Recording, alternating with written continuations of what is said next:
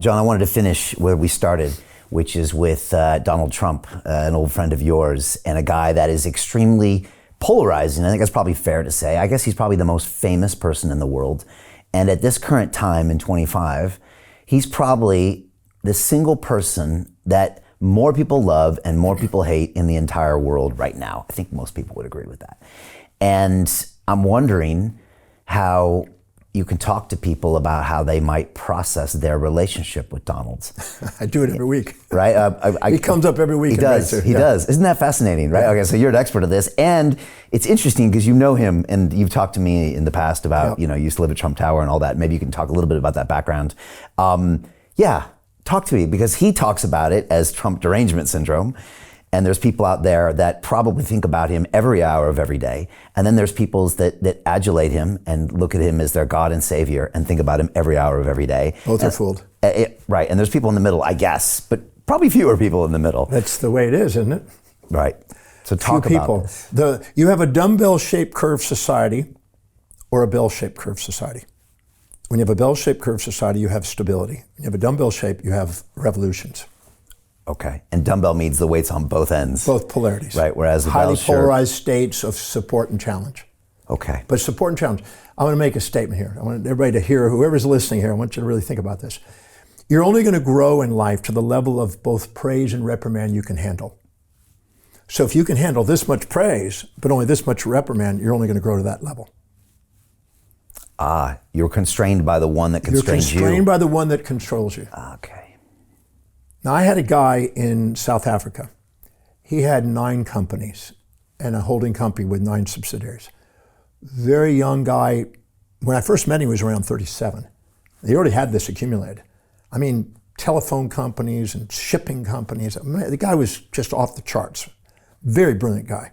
Very economically savvy. Was helping redo the economics of the country. And they were nailing him in the media. I mean, television was after him, the newspapers were after him, just nailing this guy. Because the higher you go, the more the hero and villains meet. So you're doing business with what some people will call a villain and a hero, and and you can't get to the top without having people. You have to own both your hero and villain to get to the top. Peter Thiel took $500,000 and turned it into $1 billion using the exact same techniques we're using inside the investment club. He met a CEO, his name was Zuckerberg. He pitched him the deal and he said, okay, I'll give you $500,000. Mark went public and sold the shares to people like you. Well, what happened to Peter? Well, he exited and got a 2,300x return. The wealthy invest in early stage companies, folks. The public markets are for suckers. It's a rigged game. By the way, this happens in crypto as well. It's called pre-sale tokens. This is Solana. Does anybody know this chain? They sold pre-sale tokens for 4 cents. And you can see the date on there, April 5th, 2018. Look at Solana today, folks.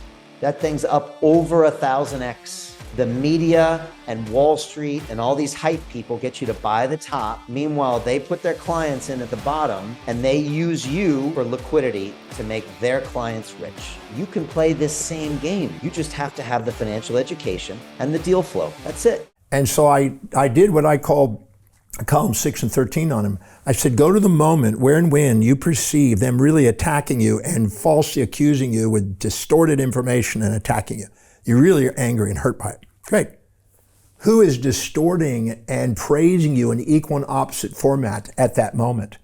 And we stacked up all the people that were doing that were meaningful. There were fewer people over here, but more influential.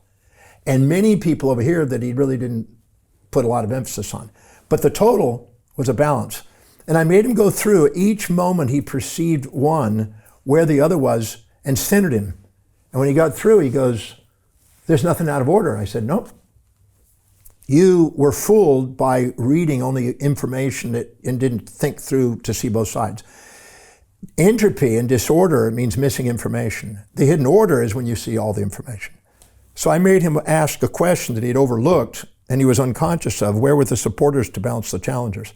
And once I balanced them, and we did 79 examples in moments when he was attacked in these few days beforehand, 79 attacks, we went and balanced them all out. And he goes through, he says, I don't even have anxiety right now. I'm not even stressed. I'm actually realizing that I've just been elevated to a new position, and that's what my goal was. I said, yeah, you're getting your goal. He goes, this is worth an enormous amount to me because I'm not now distracted by it and it just doesn't have an effect on me. I said, exactly. Right. The goal was the wealth and the power, and he had earned it by being able to be unemotional. The goal wasn't that. His goal was to serve vast numbers of people through his country. Got it. And he could only do that if he could weather both sides. And he was looking for what were needs in the society, and they needed telecom, and they needed this, and they needed that. And so whatever was needed in this society on a large scale, he was building and putting people together. But you can't get to those levels without having somebody who's in bed with somebody else. Right. Okay. And so somebody got a hold and said, well, he's in bed with this person, in not bed literally, but I mean in business with somebody who's considered the bad guy. And so they associated because they went and attacked him. And that's how this whole thing got at a line. But when he got through, he says, there's nothing out of order. I'm right on track. And I said, exactly. The person who can see the hidden order in the apparent chaos is the master. Okay. Hey, I know investing in crypto is scary. It takes a real leap of faith because there are so many scams, rug pulls, and bad actors out there. It's a dangerous business, which is why 95% of people lose all their money. Well, that's why I created the London Real Investment Club, so you can access the hottest deals on the planet and use the crypto bull market to create the generational wealth that you deserve.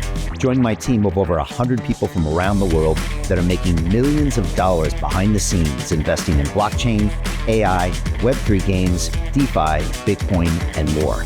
Don't miss out. Click the link below to book a call with one of my team now. But hurry, this bull market will end soon. I know investing in crypto can be scary. That's why you gotta join the investment club. Pull the trigger. Let's do this.